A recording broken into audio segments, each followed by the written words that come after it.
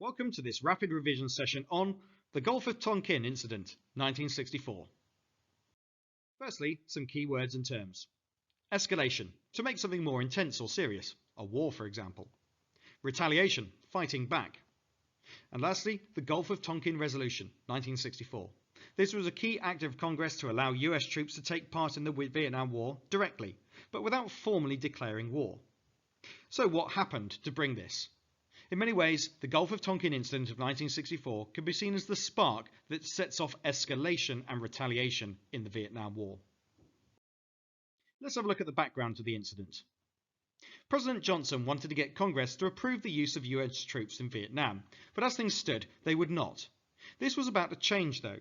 Two US destroyers, the Maddox and the Sea Turner Joy, Maddox is pictured, were mounting patrols in the Gulf of Tonkin. On August 2nd, Maddox spotted three North Vietnamese torpedo boats on radar. The North Vietnamese apparently fired. Maddox fired back and then called in air support. On August 4th, during a bad storm, Maddox and Sea Turner Joy reported a Vietnamese attack and claimed to have sunk two boats. Later, in the confusion, Johnson was told that there may not have been an attack at all. US planes launched a retaliation on North Vietnam. During this, two planes were shot down by North Vietnamese anti-aircraft defences. Clearly there's a lot of confusion going on here, but already we can see an escalation of conflict. On August the 5th, Johnson told Congress about the attack on Maddox and Sea Turner Joy. He asked Congress to give him the power to prevent further attacks on US forces. That's a deliberately defensive sounding thing to say, but also a deliberately vague one. He could prevent further attacks on US forces in a wide variety of ways. After a couple of days of debate, on August the 7th, Congress passed the Gulf of Tonkin Resolution. This authorised Johnson to take any steps necessary to prevent attacks on US forces. This included bombing North Vietnam and sending US troops to South Vietnam, although it did not officially declare war on North Vietnam. Here's the thing. How much was known about the initial attacks? For example, the supposed attack during the storm. Did this really happen?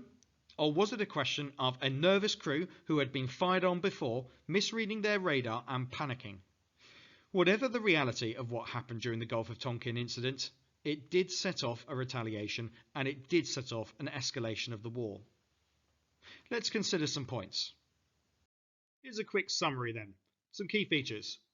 There was an attack by the North Vietnamese on the 2nd of August. At the start of the evening of the 4th of August, Maddox and Sea Turner Joy thought they were under attack. They may have been, they may not have been. Johnson ordered airstrikes despite doubts over this attack. Congress passed the resolution, believing that there were two attacks. The resolution allowed Johnson to do what he thought was needed to defend South Vietnam. The resolution had escalated the war, but it did not declare war on North Vietnam. Finally, what were the immediate effects of escalation? We could perhaps see some examples in the pictures. From August 1964, numbers of American soldiers in Vietnam steadily increased. From 1965, American bombers like the F-105 pictured targeted North Vietnam in a continuous campaign called Rolling Thunder, which would last all the way to 1968. I'll be doing a future video on that. So if we can compare the figures, this was the situation in 1964. The US government had spent between $400 and $500 million on the war. 23,300 troops had been sent to Vietnam, and there had been 216 dead. Bear in mind that of those 23,300 troops, the majority had been sent after August of 1964, and so it doesn't even represent half of the year. Compare that to the following year, 1965. $700 million spent, 184,300 troops sent, and tragically, 1,923 American soldiers dead. This shows that the war was becoming more expensive in lives, blood, and in terms of the numbers of soldiers who were being made to go out to Vietnam. It shows that the war had become much bigger. It had escalated. Some final points then. In early August 1964, there were a series of clashes between the US warships Maddox and Sea Turner Joy and supporting aircraft and the North Vietnamese Navy. This was used as an excuse to authorise the use of US forces in combat in South Vietnam and the bombing of North Vietnam by US aircraft. Congress agreed to the Gulf of Tonkin resolution, which allowed Johnson to authorise whatever force he felt was necessary to secure South Vietnam.